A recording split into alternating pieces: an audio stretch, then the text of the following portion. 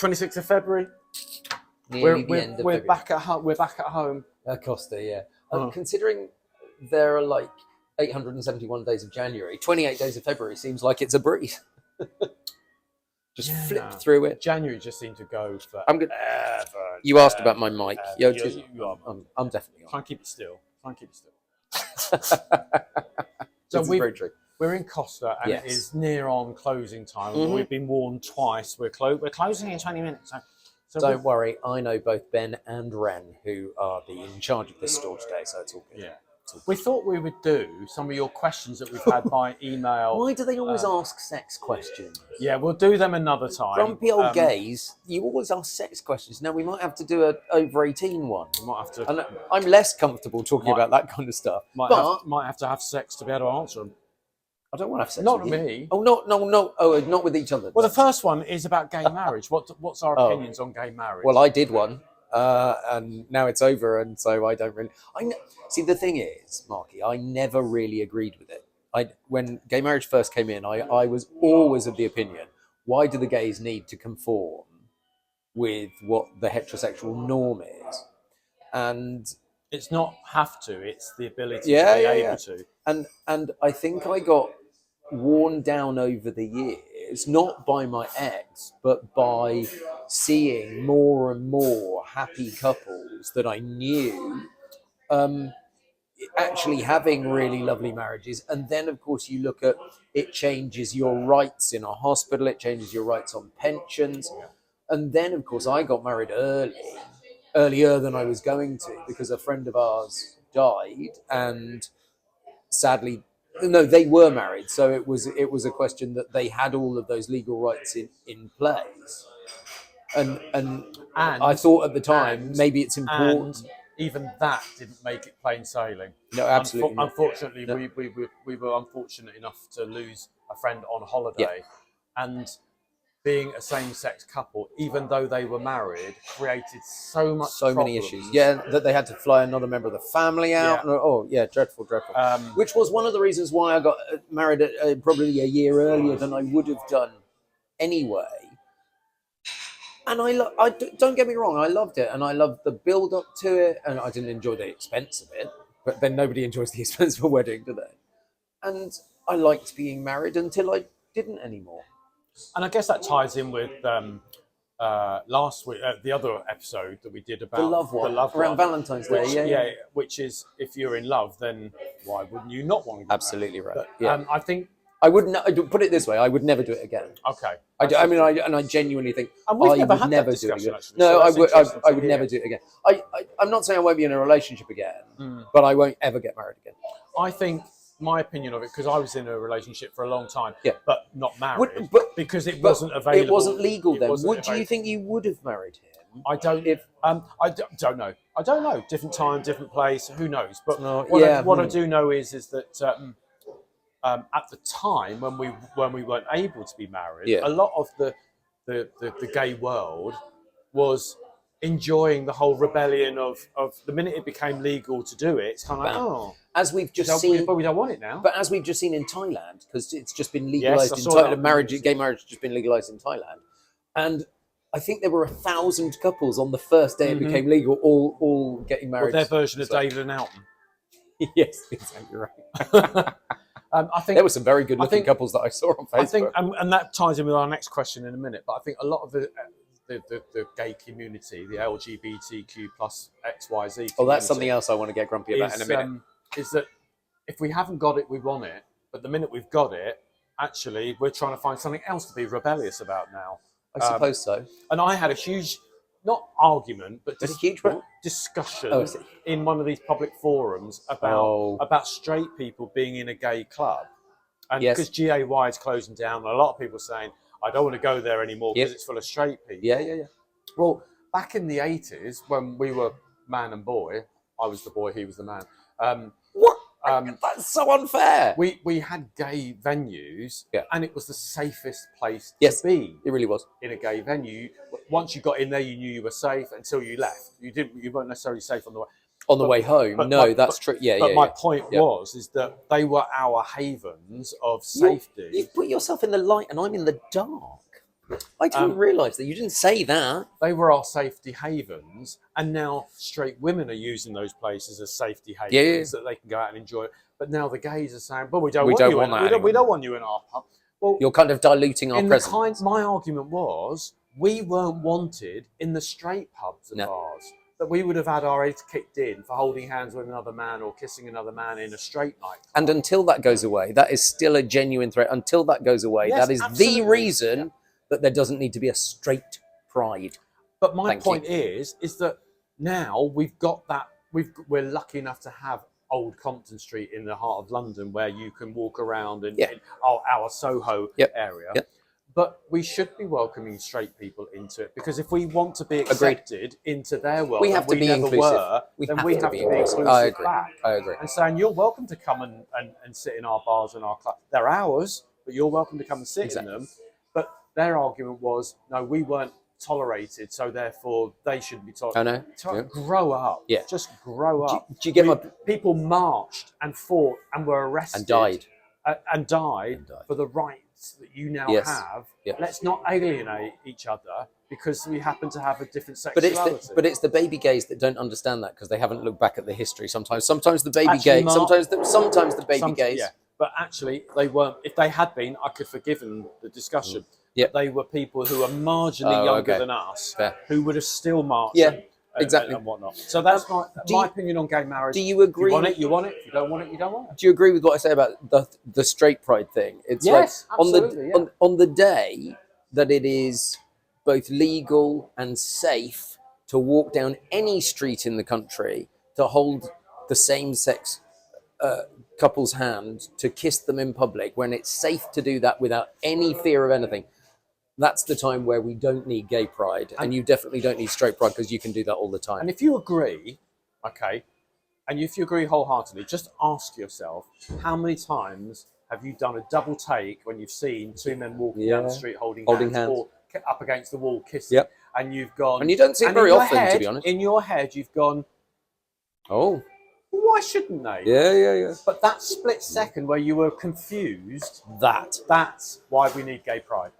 Because it's to you guys that don't see it every day, that's why we need to be able to say, we exist. We don't want the double takes. We don't want the tolerating. We want to be accepted. And that's what pride was always about, being accepted. But that's that subject. What's the next question? What do we think about the whole LGBTQ? Oh, yeah. So you go for that one. Well, it's a bit of a mouthful, in the nicest possible way. LGBTQI plus is what the actual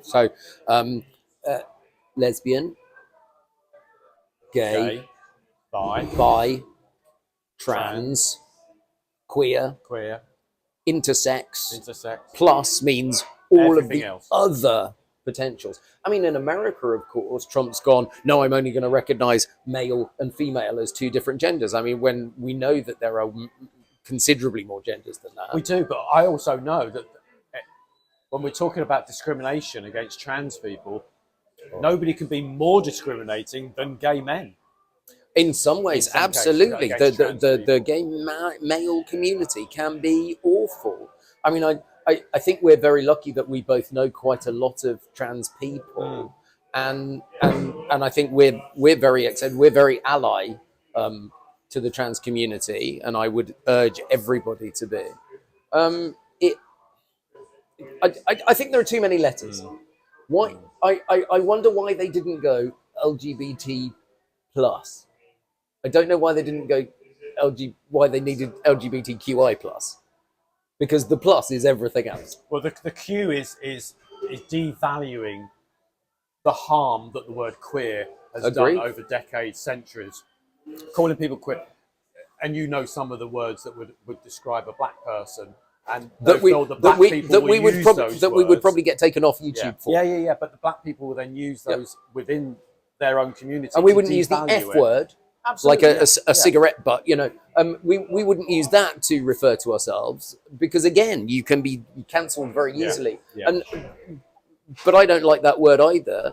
I was reading on Facebook the other day, a friend of ours had been called that in the street, and it really shook him. Yeah. Because minding his own business. Yeah. And it's like, well, why do people feel entitled?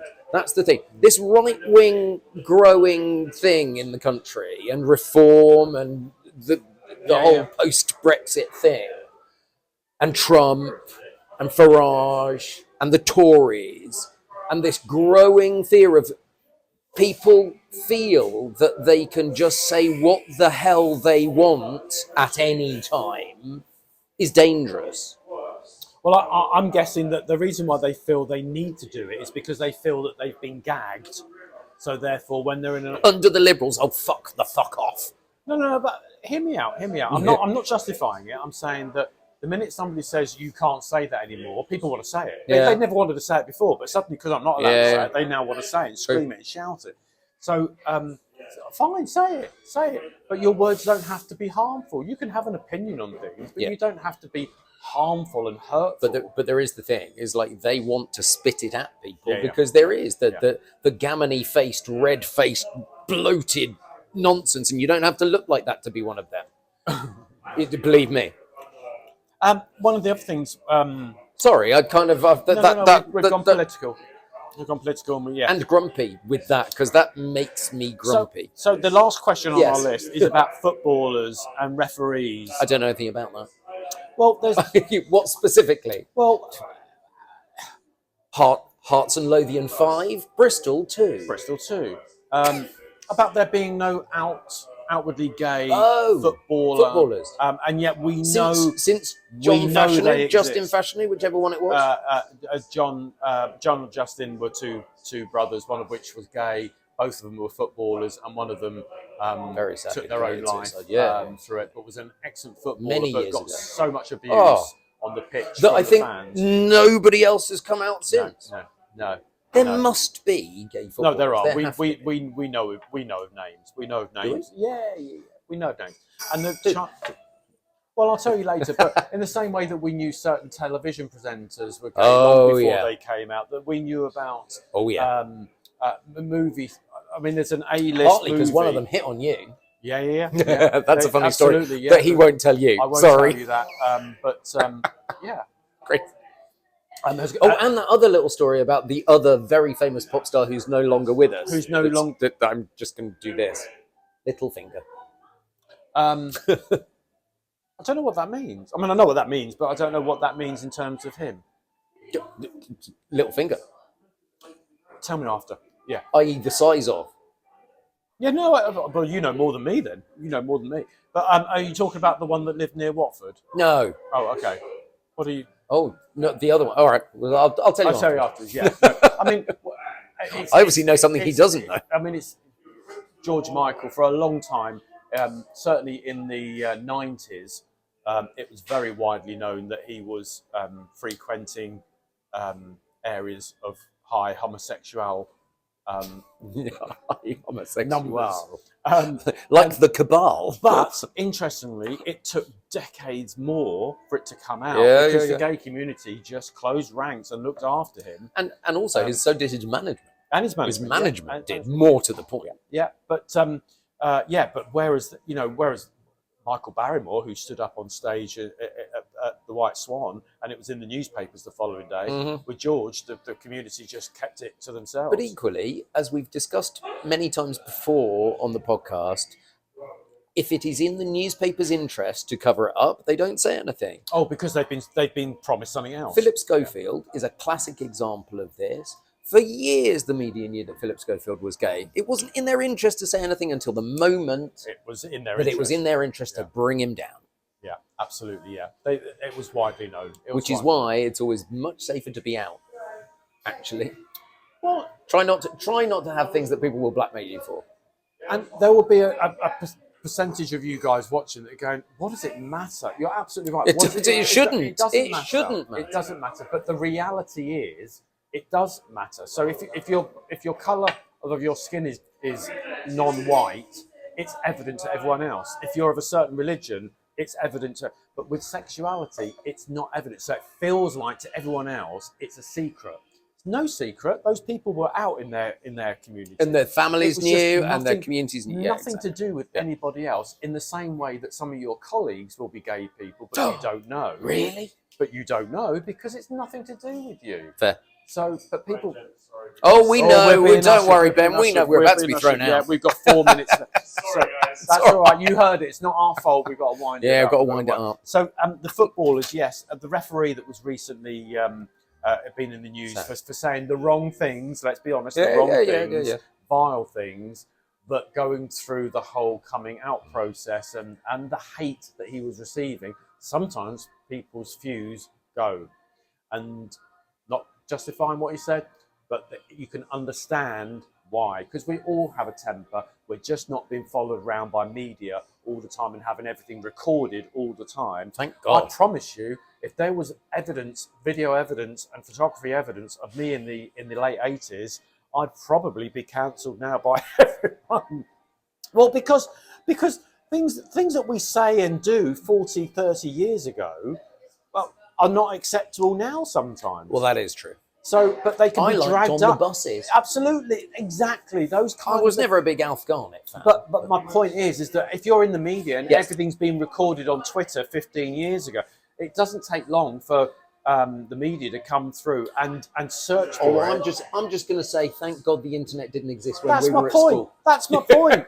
That's my point. And on that one, Harry has just won a court case against the media for dragging and dirt up and finding it illegally.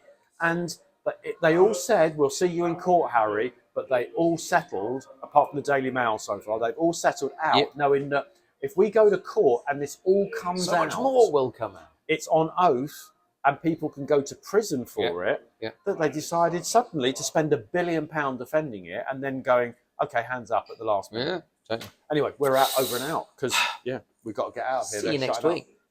Bye.